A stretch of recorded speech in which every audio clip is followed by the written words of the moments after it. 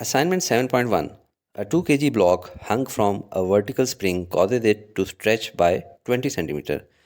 ये एक स्प्रिंग है और इसके साथ जब 2 kg का मास अटैच कर दिया जाता है तो वो इसकी ओरिजिनल पोजीशन जो कि 0 थी वहाँ से कितना स्ट्रेच कर देता है 20 सेंटीमीटर। अगर अब इस ब्लॉक को रिप्लेस कर दिया जाए 0.5 kg मास के साथ, यानी छोटा मास लगा दिया जाए और फिर उसके बाद स्प्रिंग को स्ट्रेच करें यानी नीचे की तरफ खींचें और फिर रिलीज़ कर दें, तो ये नीचे ऊपर ऑसिलेट करेगा। और उस दौरान में पूछा जा रहा है कि इसकी फ्रीक्वेंसी और टाइम पीरियड क्या होगा। बहुत आसान सवाल है। गिवन हमारे पास क्या है, mass of block 1 m1 2 kg और डिस्प्लेसमेंट x जो इसने कराई है 20 सेंटीमीटर, या इसको राउंड ऑफ करके जो है अपने एसआई यूनिट में लाएंगे तो 0.2 मीटर। और मास ऑफ ब्लॉक 2 गिवन है 0.5 kg। फ्रीक्वेंसी और टाइम पीरियड मालूम करना है इसका। तो सोल्यूशन की तरफ चलते हैं। स्प्रिंग के सवाल जब भी आएंगे तो आपको F इज इक्वल टू के एक्स हुक्स लॉ का फार्मूला तो ज़रूर ही इस्तेमाल करना पड़ जाता है। और इसके अंदर अभी हमारे पास देखें हमारे पास कौन कौन सी चीज़ें हैं। क्या हमारे पास x है? हाँ, x तो हमारे पास है, डिस्प्लेसमेंट मौजूद है। फोर्स नहीं है डायरेक्टली गिवन, के ये भी नहीं गिवन डायरेक्टली, तो के तो हमने मालूम करना है। और फोर्स इनडायरेक्टली हमें गिवन है क्योंकि हमें मास मालूम है। मास मल्टीप्लाई बाय जी क्या होता है? वेट, और wait is a force.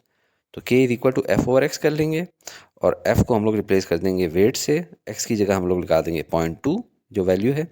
Wait is equal to M G होता है और एम जी के अंदर भी वैल्यू डालते हैं 2 मल्टीप्लाई बाय 9.8 डिवाइडेड बाई 0.2। इससे हमारे पास वैल्यू आ जाएगी 98। और यूनिट क्या होंगी? फोर्स की यूनिट होती है न्यूटन और डिस्टेंस मीटर में, तो न्यूटन पर मीटर। तो ये आपके पास वैल्यू आ गई के की। अब इसकी मदद से हम लोगों ने सेकंड ब्लॉक के अंदर, चूंकि सेकंड ब्लॉक में भी यही स्प्रिंग यूज हो रहा है, तो के की वैल्यू तो यही होगी। तो फ्रीक्वेंसी मालूम करते हैं। फ्रीक्वेंसी का फार्मूला होता है 1/2 पाई अंडर द रूट के ओवर एम।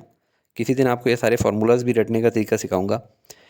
और इसके अंदर आप देखें आपके पास क्या है, 2 पाई की वैल्यू भी मौजूद है, 1/2 इंटू 3.14 अंडर द रूट के की वैल्यू 98 और मास की वैल्यू यहाँ पे क्या है 0.5।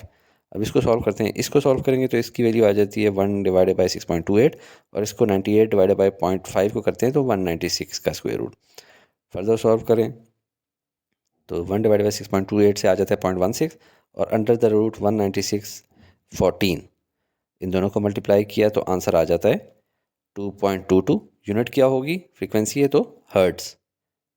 तो ये इसका पहला पार्ट हल हो गया। दूसरा पार्ट बहुत ही आसान है। टाइम पीरियड क्या होता है? Time period is inverse of frequency यानी कि 1/f। दोनों की वैल्यू डाल दें 1/2.22 और इससे आप कैलकुलेट कर लेंगे तो आंसर आ जाएगा 0.45 सेकेंड्स।